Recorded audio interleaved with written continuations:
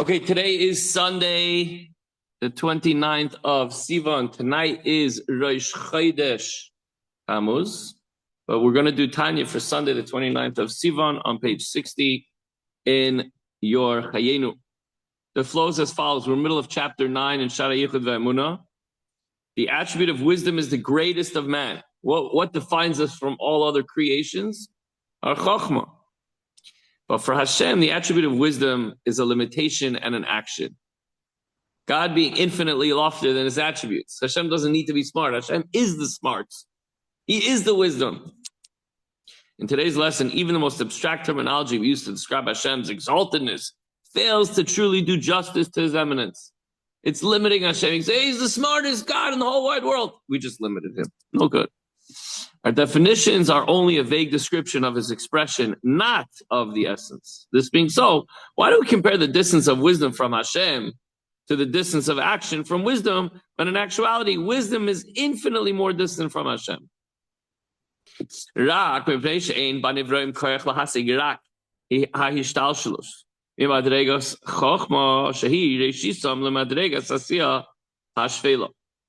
But inasmuch as it is within the power of created beings to comprehend only the descent from the level of wisdom, which is their beginning, right?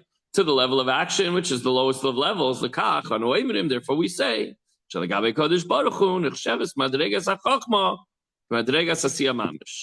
say with relation to Hashem, the level of wisdom is considered exactly as the level of action.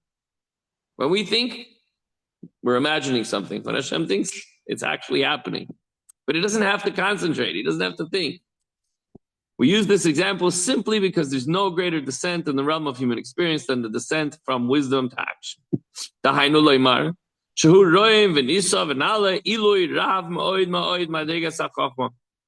That's to say, Hashem is high and exalted and very great and elevated above the level of wisdom.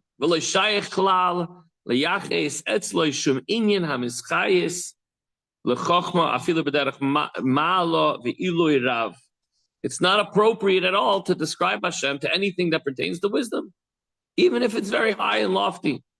Meaning, even if by doing so, we mean to express how Hashem transcends wisdom.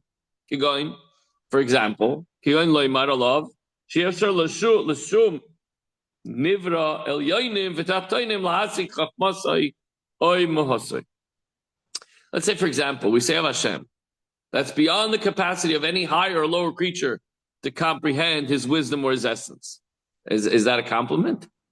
Even this negative reference to wisdom is inappropriate. Inyan ha'asaga mischayes v'noifel al dvar chachma v'seichol loymar she'ef shalasigay oy ef shalasigay mipnei oymek umusog. For comprehension pertains and applies to a matter of wisdom and intellect, about which one can say that it can or cannot be understood because of the profundity of the concept. However, when it comes to God, God is higher than wisdom and intellect.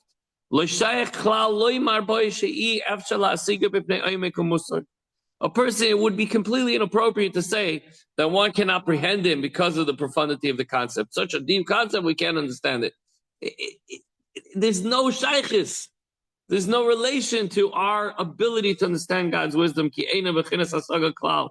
Hashem is not within the realm of comprehension at all. One who says it's impossible to comprehend God,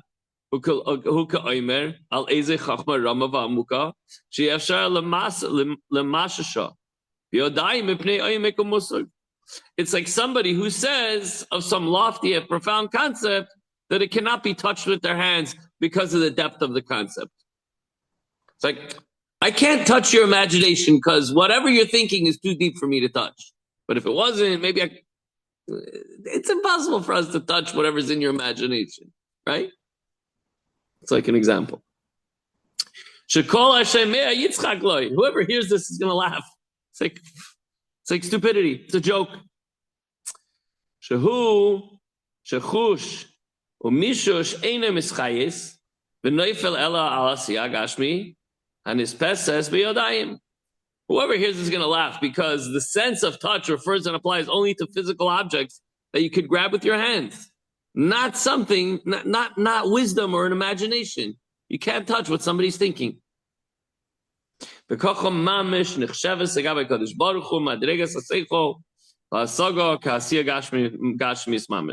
Exactly so. The level of intellect and comprehension in relation to Hashem, HaKadosh Baruch Hu.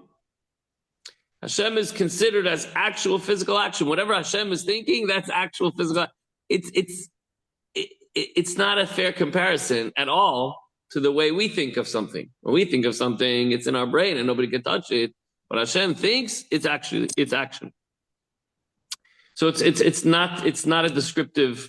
We throw around words like Hashem thinks this and Hashem is kind and Hashem, but scholim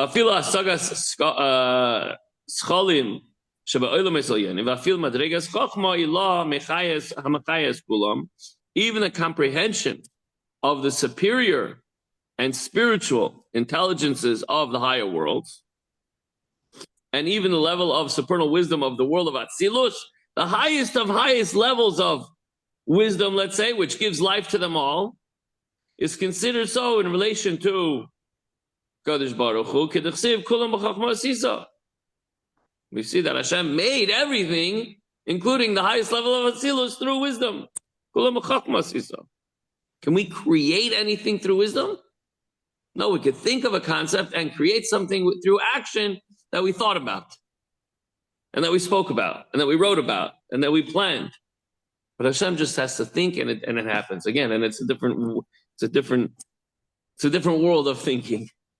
All of creation is rooted in the wisdom of Atzilus. Nevertheless, even the spiritual wisdom of Atzilus is considered as action in relation to Hashem. For Hashem transcends even the wisdom of Atzilus infinitely.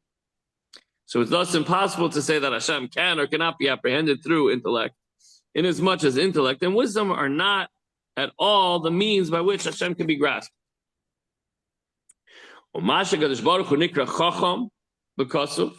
We see at times God is called wise in different verses in the Torah.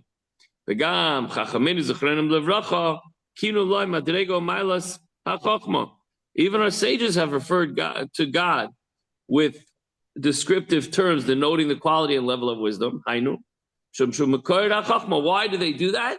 Because God is the foundation and source of the wisdom.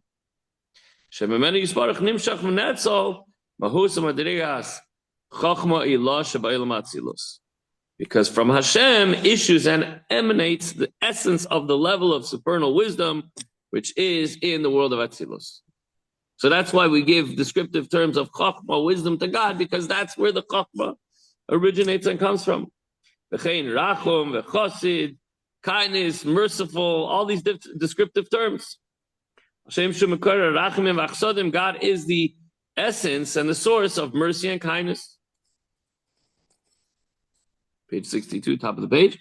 And likewise regarding all the other emotional, emotive attributes, God is referred to by the names of the other attributes because he's the source of that, whatever emotion that is. Everything emanates from God.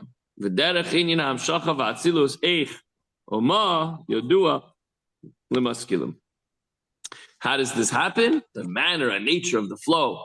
How and what and why and how exactly it happens, this is known to the maskilim, the one who have a deep understanding. We're not going to get into that.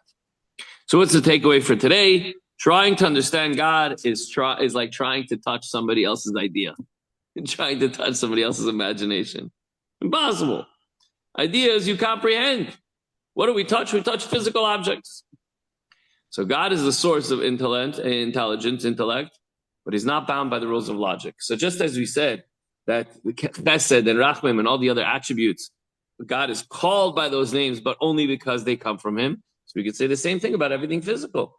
Why do we say it's God? Because everything comes from Hashem. But to try to understand Hashem would be like trying to understand an idea. And even that, it's not. But that's the example. That's the best we can do. Once again, everyone have a wonderful Chodesh, a good Chodesh Tammuz. tonight, tomorrow, Monday night, and Tuesday. And we'll see you tomorrow morning for the continuation of chapter 9 in Shara Yichud Ve'emunah. And we conclude chapter 9 tomorrow.